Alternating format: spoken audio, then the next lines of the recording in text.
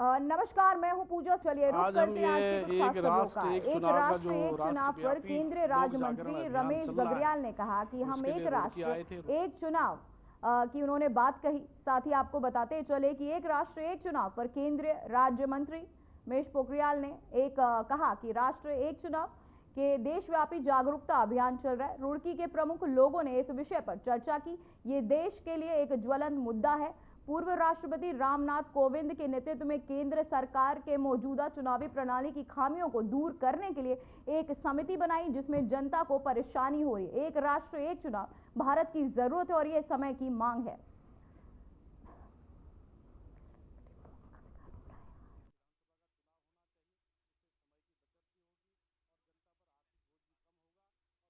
के विकास के लिए बहुत सहायक सिद्ध होगा।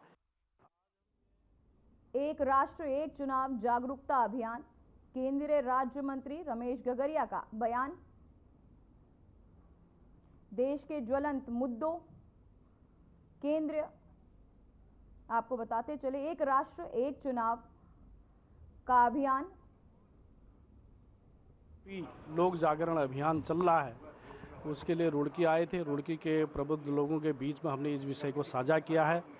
जो देश का ज्वलंत मुद्दा है, केंद्र सरकार ने पूर्व राष्ट्रपति रामनाथ कोविंद जी के नेतृत्व में एक समिति का गठन किया। इस देश के अंदर जो वर्तमान चुनाव प्रणाली में खामियां हैं और जिसके कारण कहीं न कहीं जनता को सफ़र करना पड़ता है, उसके लिए उससे छुटकारा मिले और उसकी जो सिफारिशें हैं रामनाथ कोविंद समिति की, उस सिफारिशों के बारे में हमने यहाँ बताया है कि देश में आने वाले समय में एक राष्ट्र एक चुनाव ये भारत की आवश्यकता है, इस समय की मांग रहेगी। एक साथ लोकसभा और विधानसभा का चुनाव होना चाहिए, उससे समय की बचत भी होगी और जनता पर आर्थिक बोझ भी कम होगा और देश के विकास के लिए बहुत सहायक सिद्ध होगा। आज हम ये एक राष्ट्र एक चुनाव का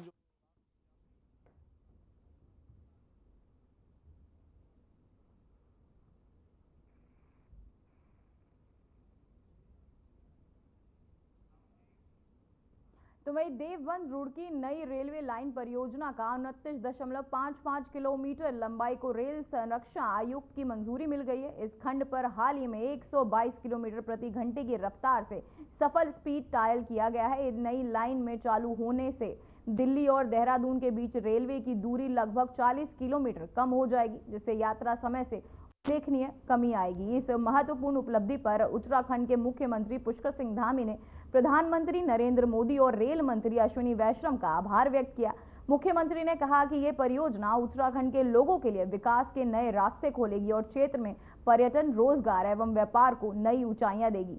तो वहीं रेलवे लाइन परियोजना को CRS की मंजूरी भी मिल गई है।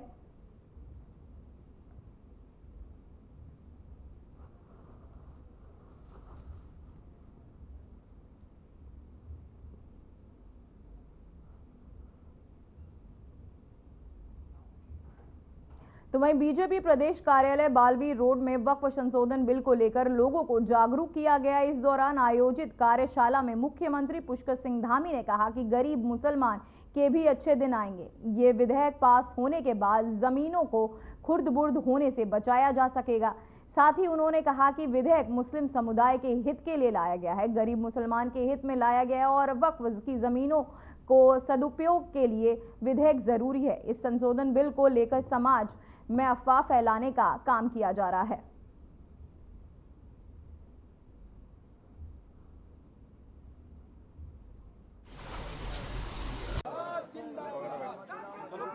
मैं सभी हाई स्कूल और इंटर के सभी परीक्षा में सम्मिलित होने वाले सभी छात्रों को, छात्राओं को बहुत शुभकामनाएं देता हूं कि उनका रिजल्ट आएगा, उनके उज्जवल भविष्य का निर्माण करेगा। आगे चलकर विभिन्न क्षेत्रों में जाएंगे और सबका उज्जवल भविष्य हो, सब आगे बढ़े और प्रदेश और देश में और दुनिया में जाकर राज्य का और देश का नाम रोशन करें।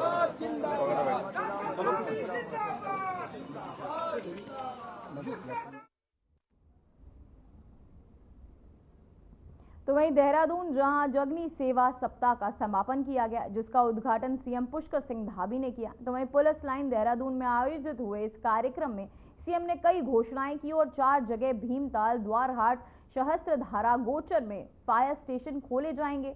यहां सीएम ने युवाओं की प्रशंसा की। तो वहीं डीजीपी दीपम सेठ ने अपना संबोधन दिया। कहा, अग्निशमन सेवाएं कोई अलग इकाई नहीं है, वो राज्य आपदा प्रबंधन योजना का हिस्सा है। बनाया जाएगा। इसमें निश्चित रूप से हमारे राज्य में जो अनेक चुनौतियां अग्निशमन के क्षेत्र में, वनाग्नि के क्षेत्र में, और अभी हमारी चारधाम यात्रा भी प्रारंभ हो रही है। पूरे हमारे पर्यटकों का ये सीजन भी शुरू हो गया है, तो ये बहुत महत्वपूर्ण है और इसको जन जन तक पहुंचाने का काम इस सप्ताह के माध्यम से किया जाएगा।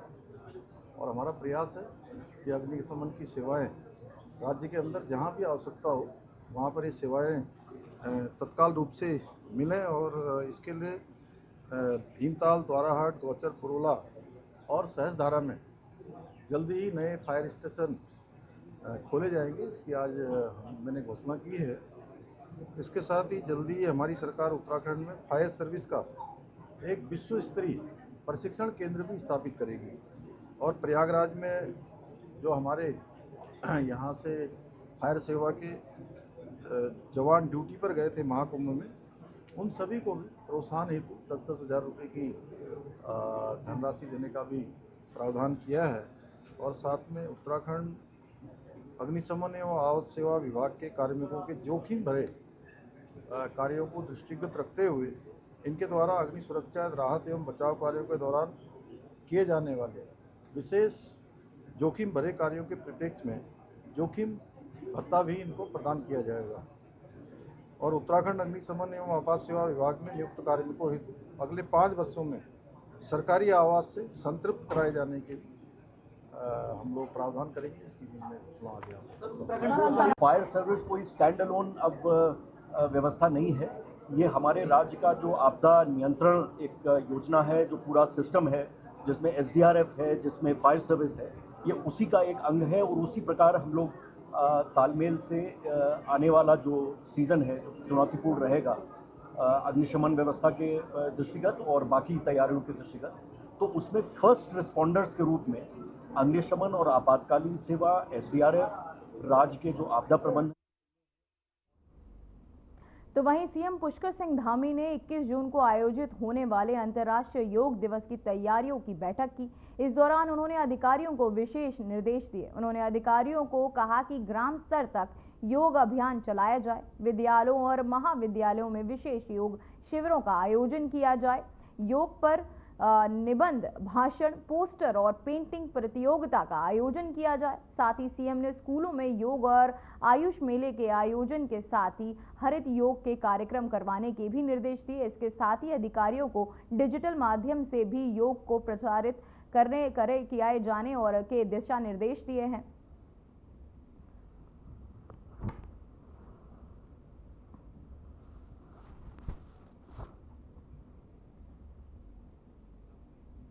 तो वहीं 30 अप्रैल से प्रदेश में 4 धाम यात्रा शुरू होने जा रही है। ऐसे में मुख्यमंत्री पुष्कर सिंह धामी 4 धाम की यात्रा की तैयारियों पर नजर बनाए हुए हैं। यात्रा की तैयारियों के बीच सीएम धामी ने कहा कि ये यात्रा महत्वपूर्ण है, क्योंकि देश भर में लोग इससे सम्मिलित होते हैं। ऐसे में उनकी यात्रा सरल हो और उनको परेशानी ना हो, इसमें पुलिस विभाग की अहम भूमिका होती है।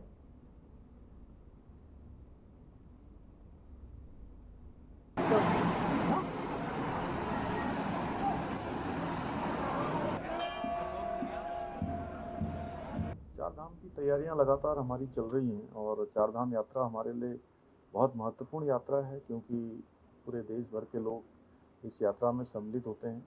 उनकी सुरक्षा, उनकी यात्रा आसान हो, सरल हो, किसी प्रकार की उनको परेशानी न हो। सभी विभाग, हमारे पुलिस विभाग का उसमें मुख्य रोल होता है, लेकिन उसके साथ साथ हमारे अन्य विभाग भी जो यात्रा को संचालित करते हैं, हमारे स्टेक होल्डर्स हैं, तीर्थ पुरोहित हैं, हमारे होटल वाले लोग हैं, व्यापारीगण हैं, प्रतिनिधि हैं, सभी मिलकर, और आप सब लोग भी, हमारे मीडिया के जो मित्र हैं, हमारे लोकतंत्र का चौथा स्तंभ है, उनकी भी बहुत बड़ी महत्वपूर्ण भूमिका होती है। मेरी सबसे अपेक्षा है कि चारधाम यात्रा गत वर्षों की भांति इस वर्ष भी अच्छी होगी। हमारे सभी देवी देवताओं की कृपा से, हमारे चारों धामों की कृपा से अच्छा काम हमारा चलेगा आगे। तो एक चमोली से खबर सामने आ रही है, जहां चमोली बिरही नजमुल्ला मोटर मार्ग पर कार दुर्घटनाग्रस्त हादसे में 5 लोगों की हुई मौत। शादी समारोह से लौट रहे थे वापस। सड़क हादसे पर सीएम ने व्यक्त की शोक संवेदना। जिला प्रशासन को सीएम धामी ने दिए निर्देश, मृतकों के परिजनों को दे सहायता राशि। आपको बताते चले, चमोली बिरही नजमुल्ला मोटर मार्ग पर कार दुर्घटनाग्रस्त हादसे में 5 लोगों की हुई मौत। शादी समारोह से लौट रहे थे वापस।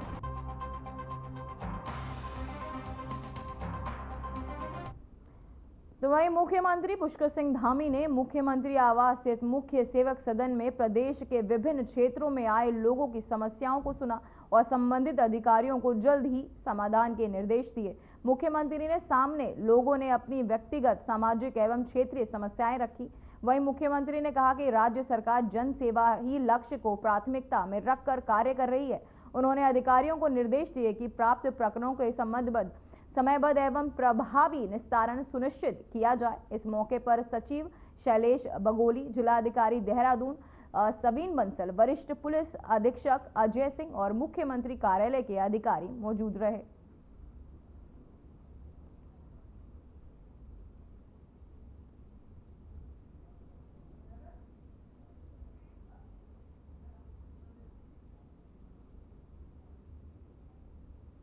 तो वहीं विगत दिनों से देश भर में लगातार वक्फ एक्ट 2025 को लेकर चर्चाएं लगातार हो रही हैं। ऐसे में कांग्रेस के नेता ने बीजेपी की मंशा पर सवाल खड़े कर रहे हैं। इसी कड़ी में कांग्रेस विधायक काजी निजामुद्दीन ने सवाल उठाते हुए सरकार से पूछा है कि जिस तरह से बीजेपी वक्फ संपत्तियों की चिंता कर रही है, क्या उस तरह से तमाम हिंदुओं के प्रतिष्ठित संस्थानों की खुर्द-बुर्द हो रही जमीनों की भी चिंता कर रही है या नहीं। कांग्रेस विधायक काजी निजामुद्दीन ने आरोप लगाया कि बद्री केदार मंदिर समिति की लाखों करोड़ों की जमीन पर कब्जा है, लेकिन डबल इंजन की सरकार होने के बावजूद भी इन जमीनों को बद्री केदारनाथ मंदिर समिति अपने अधीन लाने में समर्थ नहीं हुआ है। वहीं अब मुख्यमंत्री पुष्कर सिंह धामी का बयान सामने आया है।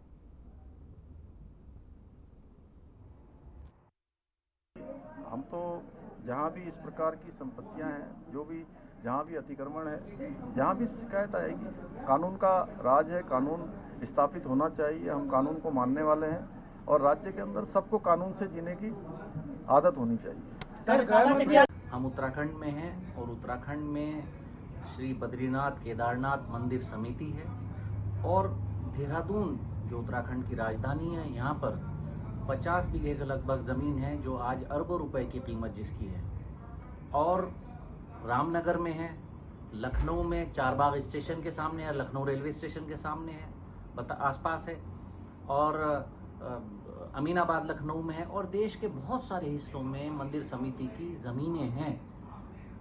जब वक्फ की संपत्ति, हम तो जहाँ भी इस प्रकार की संपत्तियां हैं, जो भी जहाँ भी अतिक्रमण है, जहाँ भी शिकायत आएगी, कानून का राज है, कानून स्थापित होना चाहिए। हम कानून को मानने वाले हैं और राज्य के अंदर सबको कानून से जीने की आदत होनी चाहिए।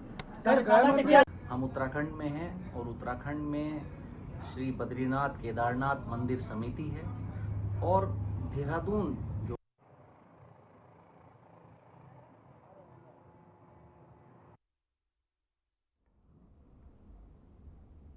तो वहीं उत्तराखंड में कृषि को बढ़ावा देने के लिए राज्य सरकार मिलेट्स पॉलिसी 2025-26 की भी नीति, ड्रैगन फ्रूट खेती की योजना, मुख्यमंत्री सूक्ष्म खाद्य उद्यम उन्नयन योजना, सेब की तुड़ाई के बाद प्रबंधन योजना पूरे प्रदेश में लागू कर रही, जिससे किसानों की आय में दुगनी और खेती को बढ़ावा दिया जाएगा।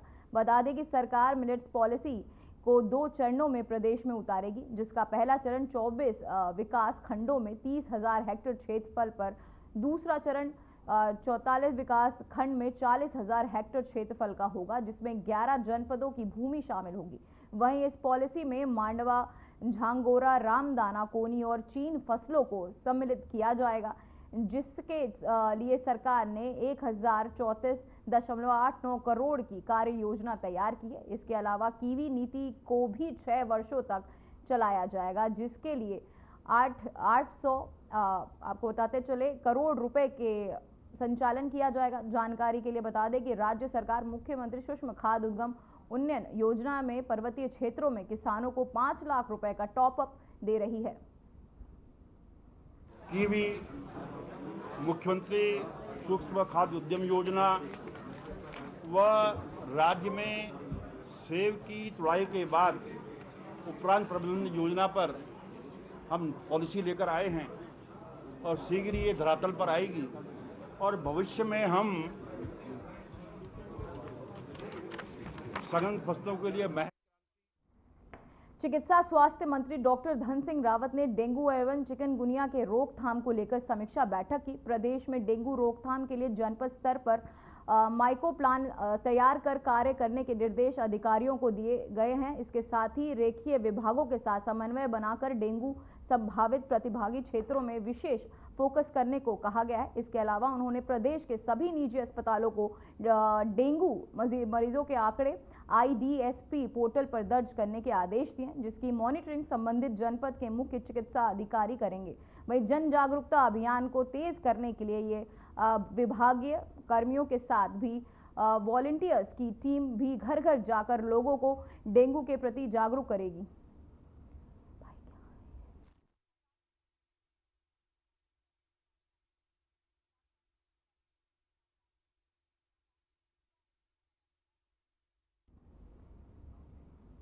तो वहीं बीते दिनों प्रदेश में सिलक्यारा टनल के ब्रेक थ्रू हुआ, जहां मुख्यमंत्री पुष्कर सिंह धामी भी पहुंचे। लेकिन वहीं अब टनल के ब्रेक थ्रू के बाद अब रोचक मामला सामने आया है। स्थानीय विधायक ने सुरंग की एंट्री नहीं मिली। दरअसल यमुनोत्री में निर्दलीय विधायक का एक वीडियो खूब वायरल हो रहा है, जिसमें वो कह रहे हैं कि उन्हें सुरंग में घुसने नहीं दिया गया। कांग्रेस ने बगावत कर निर्दलीय लड़कर जीते संजय डोभाल को सिलक्यारा की सुरंग में नहीं घुसने देने का मामला अब इज्जत से जुड़ गया है।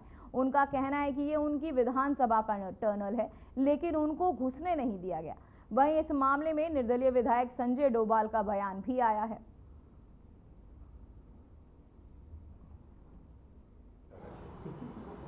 शासन का यहाँ पे ये कहना है, जब हमने पूछा कि अंदर ब्रेक थ्रू में कौन कौन रहेगा, तो सीधे एक सवाल था कि भाई, एक जवाब था कि आप अलाउ नहीं है, और जबकि जो यहाँ के ये मेरी विधानसभा का वो है टनल है जिसका उद्घाटन है, उसके बावजूद भी हमें अलाउ नहीं है।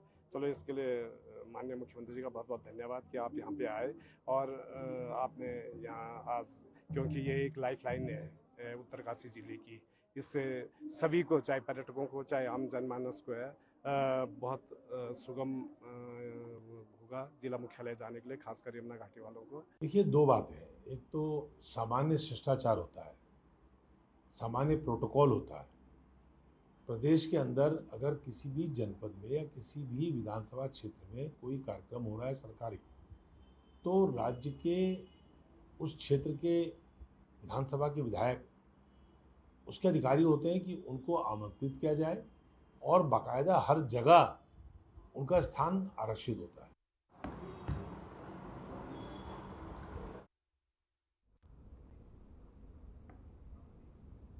तो वहीं उत्तराखंड बोर्ड के हाई स्कूल के इंटरमीडिएट में परीक्षा के नतीजे आ चुके। हल्द्वानी के कुसुमखेड़ा स्थित हरगोविंद सुआल इंटर कॉलेज में 10वीं के छात्र जतिन जोशी ने उत्तराखंड के अंदर टॉप किया है। वहीं जतिन जोशी ने 99.20% के साथ प्रथम स्थान हासिल करके अपने माता पिता और अपने गुरुजनों का मान बढ़ाया। और वहीं जतिन जोशी ने अपनी इस सफलता का श्रेय अपने माता पिता और अपने गुरुजनों को दिया है। वो आगे चलकर इंजीनियरिंग करना चाहते हैं। जतिन की बड़ी बहन प्रतिभा जोशी भी इंटरमीडिएट की परीक्षा में 25वीं रैंक हासिल की है। साथ ही बता दें कि हाई स्कूल बोर्ड की परीक्षा में मानिका तिवारी ने 21वीं रैंक हासिल की है। सर, स्टेट यूके बोर्ड में 12th बोर्ड्स में मेरी 25th रैंक रही है स्टेट। अच्छा, कौन सी क्लास की? Class 12 PCM stream. ओके, किस तरह से क्रेडिट देंगे, किसको अपनी ये सफलता का? डेफिनेटली स्कूल, क्योंकि टीचर्स ने बहुत ज़्यादा सपोर्ट किया था स्टार्टिंग से ही, एंड पेरेंट्स जिन्होंने स्टार्टिंग से बहुत ध्यान दिया था मुझ पे भी और मेरे भाई पे भी। और भाई ने भी आपको कौन सी परीक्षा पढ़ा? भाई ने भी तो टॉप किया है। हाँ भैया का भी रैंक है। क्या बनना चाहते हैं? मैं सिविल सर्विसेज में जाना चाहती हूँ। 10th क्लास के एग्जाम्स दिए बोर्ड के, यूके बोर्ड, और मेरी 21वीं रैंक आई है 10th क्लास में। अच्छा, सफलता का श्रेय किसको देंगे? अपनी सफलता जो रैंक आई है। मैं सबसे पहले तो अपनी मम्मी को, अपने भाई को, जिन्होंने मुझे हमेशा सपोर्ट किया घर में, और कभी भी मतलब मैं कोई भी गलती करती थी तो कभी भी मुझे ऐसे डांटा नहीं, समझा के सिखाया। और स्कूल में तो सारे टीचर्स, खासकर मेरी क्लास टीचर्स, जिन्होंने हमेशा सपोर्ट किया। आगे मैंने बायो चूज़ किया है, मुझे PCB ली है, बायो में इंटरेस्ट है मुझे, तो मैंने बायो लिया है। आगे चल के बायो में ही कुछ करना है। अपनी सफलता का पूरा श्रेय अपने पेरेंट्स को और अपने टीचर्स को देना चाहूँगा।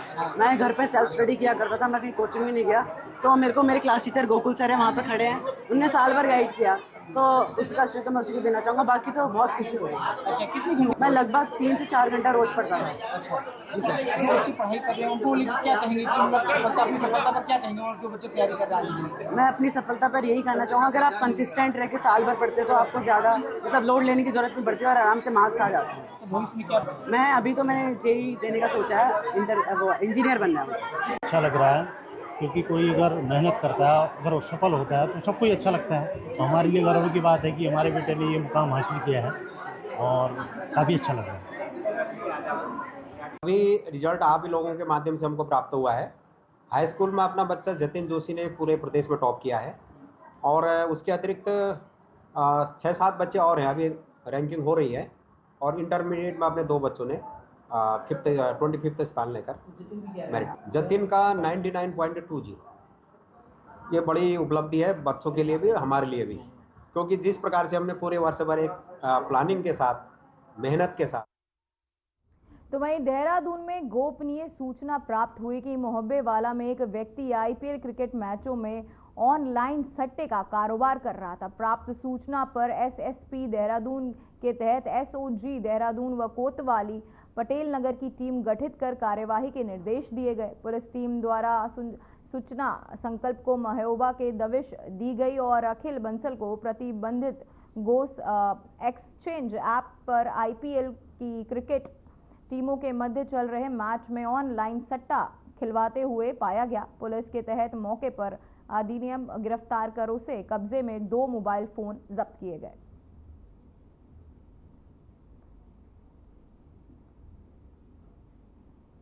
तो वहीं हाई स्कूल के बागेश्वर में कमल सिंह चौहान ने पूरे प्रदेश में टॉप किया है। कमल ने 500 में से 469 यानी 99.2% हासिल किए हैं। उन्होंने आगामी बोर्ड परीक्षार्थियों के शॉर्टकट ढूंढने के बजाय मेहनत करने की सलाह दी है। उन्होंने कहा कि कोचिंग और ट्यूशन में पैसे लगाने की बजाय घर पर सोशल मीडिया और किताबों में परीक्षा की तैयारी की जा सकती है।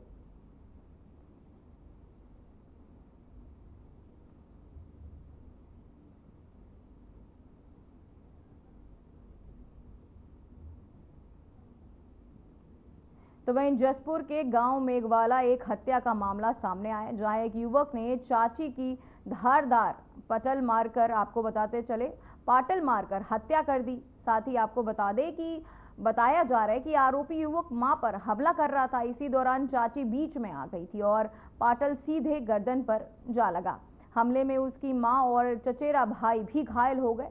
आपको बता दें कि मेघावाला निवासी 21 वर्षीय उमेश उर्फ सैंकी किसी बात पर अपनी मां से झड़प कर रहा था। बात बढ़ने पर युवक ने मां पर पाटल से हमला कर दिया। वहीं पुलिस ने मुताबिक आरोपी अपने चाचा के परिवार के किसी बात को लेकर रंजिश रखता था। फिलहाल पुलिस ने आरोपी को गिरफ्तार कर लिया है। सैंकी नाम का लड़का है, सैंकी चौधरी, जिसकी उम्र 19 से 20 साल है। ये ग्राम मेघावाला हमारी चौकी बदनामपुर थाना जसपुर के निवासी है। कुछ समय पहले इनके चाचा के द्वारा किसी बात पे इनको टोक दिया गया था। जैसा कि होता है परिवार में छोटे सदस्यों को ना करते उसी स्थिति में, तो ये बच्चा अपने मन में उस चीज को बैठा चुका था और उसके बाद फिर इनके द्वारा ये एक रंजिश नुमा बना दिया गया था कि मैं अपने चाचा को इसका सबक सिखाऊंगा। कई बार इनकी माँ ने इनको उनकी काउंसलिंग भी करी कि ऐसे नहीं करते हैं, वो तुम्हारे चाचा है, लेकिन इसके बावजूद भी इनके मन में ये भाव था। कल भी ये लड़का काफी एग्रेसिव हो गया, उसकी माँ ने रोकने का प्रयास किया। जब माँ ने रोकने का प्रयास किया तो उस लड़के ने पाटल से अपनी माँ पे ही हमला कर दिया। उसके बाद से जब इनकी माँ गिर गई तो उसके बाद फिर ये चाचा के घर गया और चाचा के घर जाने के बाद इनकी चाची मिली, जिनके ऊपर इन्होंने प्रहार किया और बहुत बुरी तरीके से प्रहार किया, जिससे उनको काफी गंभीर चोटें हैं। फिलहाल बुलेटिन में बस इतना ही। मुझे दीजिए इजाजत। नमस्कार।